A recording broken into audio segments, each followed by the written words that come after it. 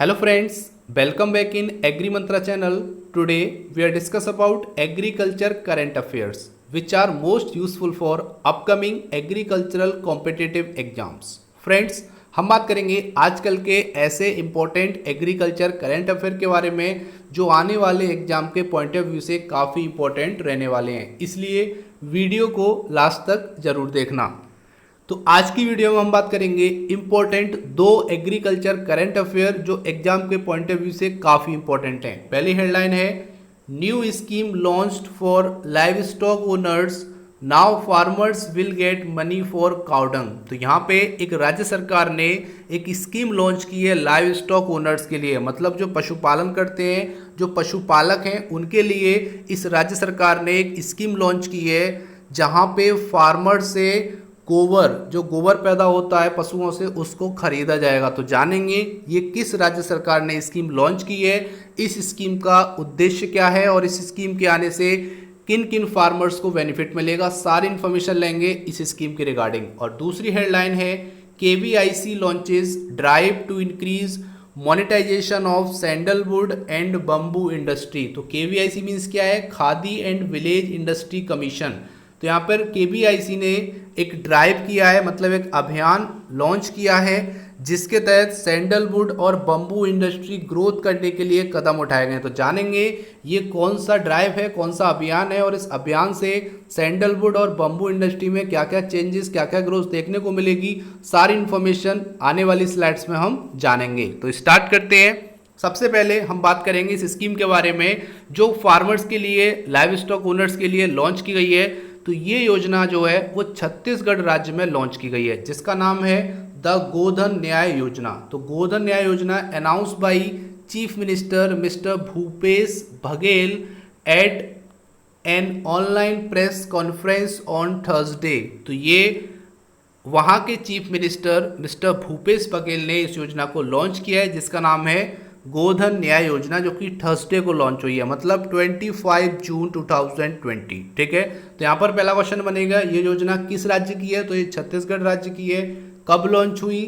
25 जून 2020 को। नाम क्या है? गोधन न्याय योजना। आगे बात करेंगे it will commence from 20 July when Hareli a local festival is celebrated. तो ये योजना कमेंस होगी 20 जुलाई 2020 से। तो 20 जुलाई 2020 से स्टार्ट होगी इस फेस्टिवल के उपलक्ष्य में जिसका नाम है हरेली। तो हरेली एक फेस्टिवल होता है जो कि लोकल फेस्टिवल है छत्तीसगढ़ स्टेट का, उसके उपलक्ष्य में इस योजना को लॉन्च किया जाएगा। अब यहाँ पे आपके माइंड में आ रहा होगा सर ये हरेली क्या है? तो हरेली एक फेस्टिवल है, लोकल फेस्टिवल है। It is a festival of crop focusing, जिसको क्रॉप पर फोकस करके सेलिब्रेट किया जाता है हर साल श्रावण के मंथ में, सावन के महीने में इस फेस्टिवल को सेलिब्रेट करते हैं छत्तीसगढ़ के लोग। और यहाँ पे जो हरेली शब्द है वो हिंदी वर्ड से लिया गया है जो कि आपका हरियाली से लिया गया है, और हरियाली का मीन्स होता है ग्रीनरी। इतना आपको पता होना चाहिए इस स्कीम के बारे में और हरेली फेस्टिवल के बारे में। आगे जान लेते हैं। The Chhattisgarh government will now buy cow dung from livestock owners and convert it to vermi fertilizer. तो यहाँ पे छत्तीसगढ़ गवर्नमेंट जो पशुपालन करते हैं उनसे काउ डंग खरीदेगी, मतलब गाय का गोबर खरीदेगी और उसको कन्वर्ट करेगी वर्मी खाद में। समझ में आ रहा है? तो यहाँ पर पशुपालकों से गोबर खरीदा जाएगा गवर्नमेंट ऑफ छत्तीसगढ़ के द्वारा और उसको कन्वर्ट किया जाएगा वर्मी खाद में या फिर वर्मी फर्टिलाइजर में। ये इस स्कीम का उद्देश्य है। आगे बात करेंगे it said would be help prevent open grazing and make cattle rearing profitable. तो यहाँ पर उन्होंने ये भी बोला है कि इस योजना के आने से ओपन ग्रेजिंग को हम रोक पाएंगे। ओपन ग्रेजिंग क्या होती है? खुले में पशुओं को छोड़ देते हैं जहाँ पे बहुत ज़्यादा नुकसान खेतों में भी होता है और उनके रोड पे घूमने की वजह से बहुत ज़्यादा एक्सीडेंट भी होते हैं। तो इन्हीं प्रॉब्लम्स को देखते हुए छत्तीसगढ़ सरकार ने इस स्कीम को लॉन्च किया है और वो चाहते हैं कि कैटल रियरिंग प्रॉफिटेबल हो जाए, मतलब लोग पशुओं को पालें, ज़्यादा से ज़्यादा पालें ताकि वो ना तो खेत में घूमें और ना ही रोड पे घूमें। इसीलिए इस स्कीम को लॉन्च किया गया है। आगे बात कर लेते हैं। Mister Baghel said the scheme had multiple objectives including income generation and environmental conservation। तो यहाँ पे बात की जा रही है मिस्टर बघेल ने बोला है कि इस स्कीम के बहुत ज़्यादा ऑब्जेक्टिव है, मल्टीपल ऑब्जेक्टिव है। जैसे बात करेंगे इनकम जनरेशन, अब वो कैसे होगा कि जब वहाँ के फार्मर्स ज़्यादा से ज़्यादा पशुओं को पालेंगे तो उनको गोबर का पैसा सरकार देगी, तो यहाँ से इनकम जनरेशन भी होगा।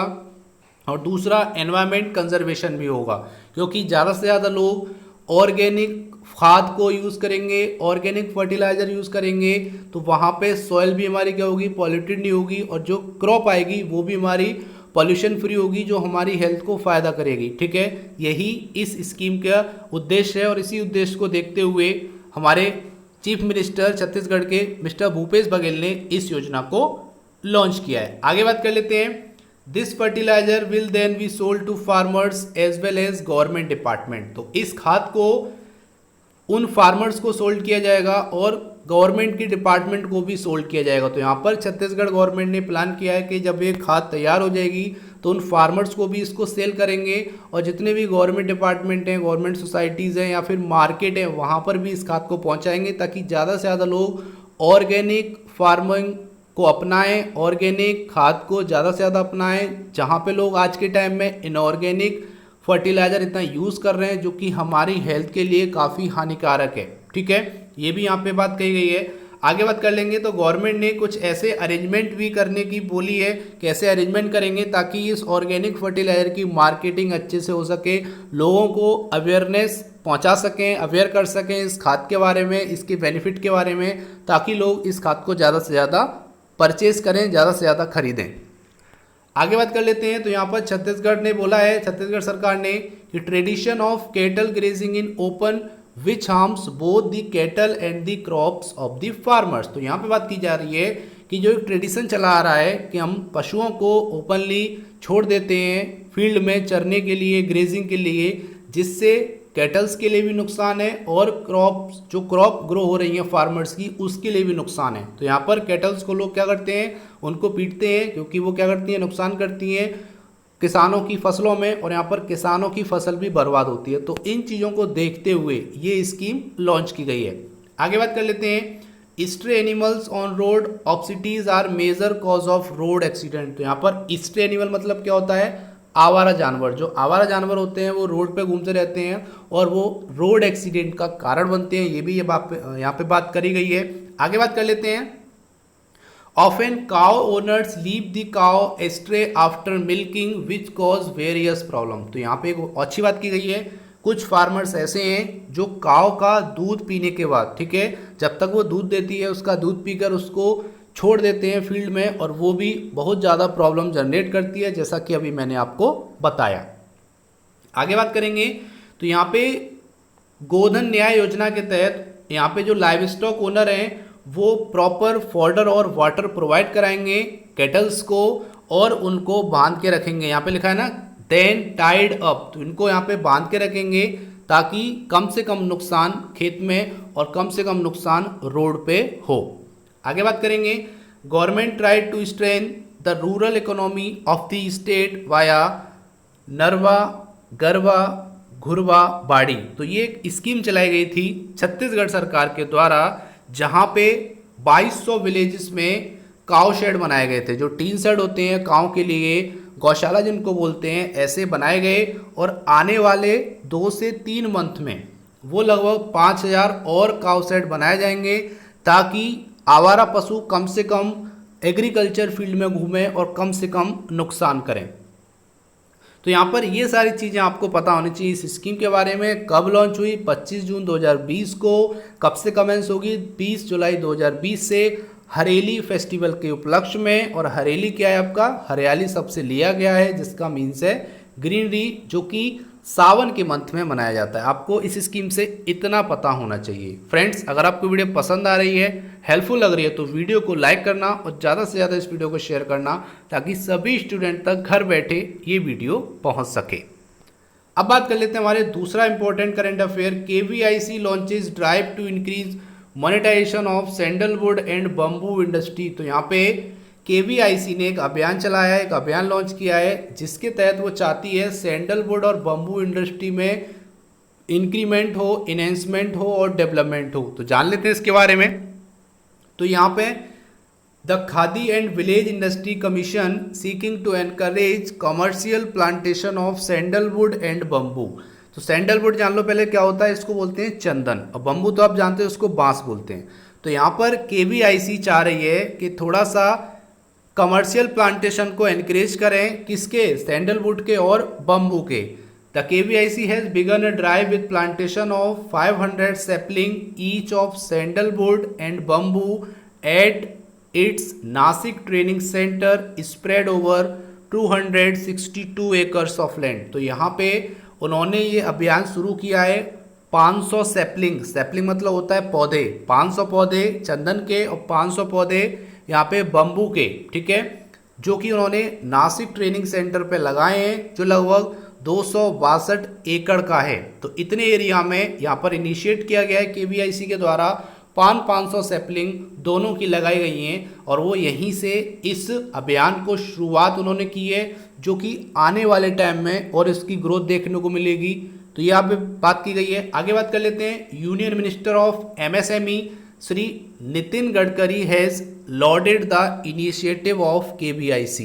तो यहाँ पे उन्होंने बहुत सराहना की है इस इनिशिएटिव की, जो कि केवीआईसी ने की है। तो यहाँ पर आपको दो चीज़ें देखनी पड़ेंगी कि जो आपके यूनियन मिनिस्टर हैं एमएसएमई के, वो कौन है, मिस्टर नितिन गडकरी, और ministry of state of MSME कौन है, मिस्टर गिरिराज सिंह। ये आपको याद रखना है, ठीक है। यूनियन मिनिस्टर कौन है, नितिन गडकरी, और मिनिस्टर ऑफ स्टेट कौन है, गिरिराज सिंह। इतना आपको पता होना चाहिए। आगे बात करेंगे। KVIC has procured sandalwood sapling from fragrance and flavour development centre FFDC।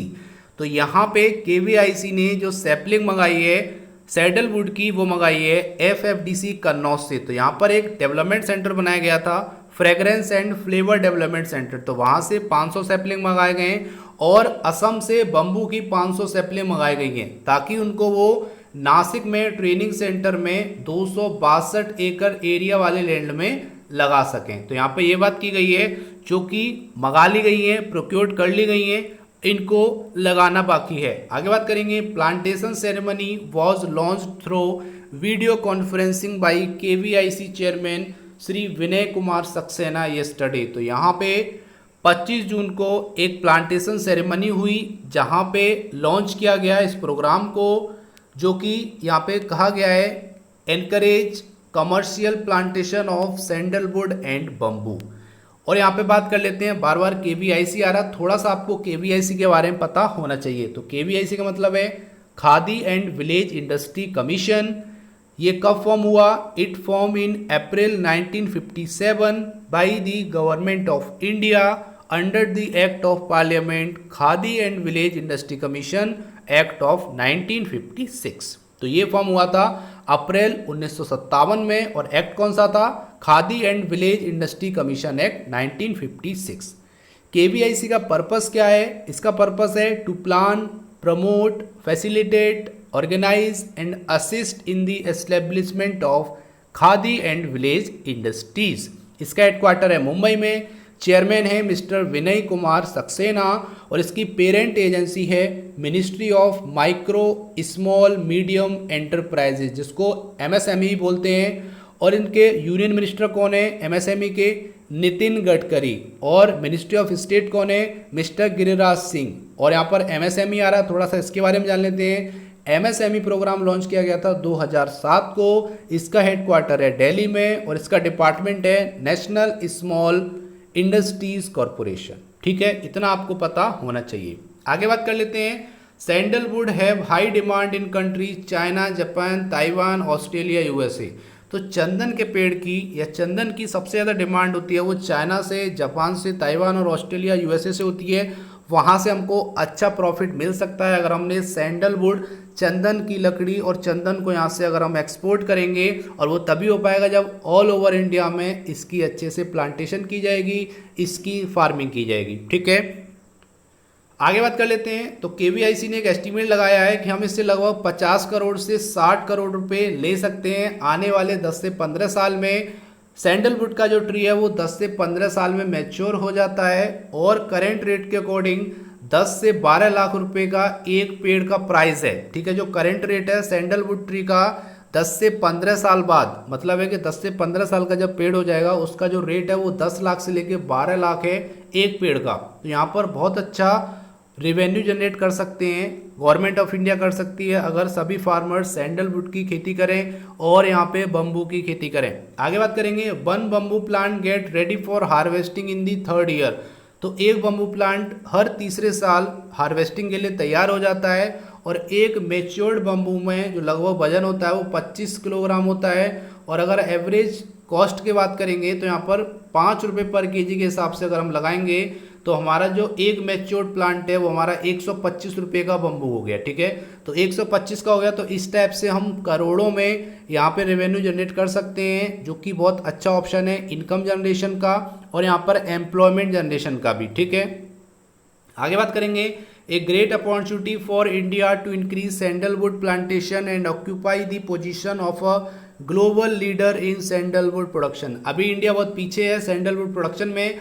अगर इस अपॉर्चुनिटी को, इस मौके को भारत बनाता है तो वो एक तरह से ग्लोबल लीडर बन सकता है सैंडलवुड प्रोडक्शन करने के मामले में। इसके लिए ही KVIC ने इनिशिएट लिया है और उन्होंने 500 सैपलिंग लेके 500 पौधा लेके यहाँ पर इस अभियान को शुरू किया है। आगे बात कर लेते हैं, 500 sapling of bambusa tulda have been planted in each of the cities like Delhi, Varanasi and Kannauj, apart from the latest plantation in Nasik, to ensure local availability of raw material for अगरबत्ती manufacturer at a reasonable cost. तो मैंने आपको पिछली video में बताया था कि एक बम्बू की वैरायटी है बम्बूसा टुल्डा, उसके 500 सैपलिंग उन्होंने प्लांट कर दिए हैं जो कि दिल्ली, वाराणसी और कन्नौज सिटी में हैं, ताकि अगरबत्ती मैन्युफैक्चरर जो हैं, देखो अगरबत्ती जो बनती है वो सबसे ज़्यादा बम्बूसा टुल्डा वैरायटी की बनती है। ये एक वैरायटी है बम्बू की,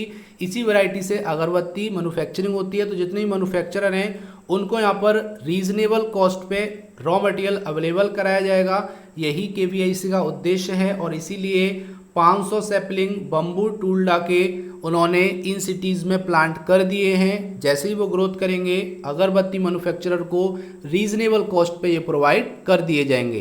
तो ये था आज का इम्पोर्टेंट सेशन। उम्मीद करता हूँ सेशन आपको पसंद आया होगा, आपको इस स्कीम के बारे में पता चला होगा, गोधन न्याय योजना क्या है, कब लॉन्च हुई, उद्देश्य क्या है, KVIC क्या है, इसका हेडक्वार्टर कहाँ पर है, कब ये फॉर्म हुआ, किस एक्ट के थ्रू फॉर्म हुआ, सारी इन्फॉर्मेशन आपको मिल गई होगी।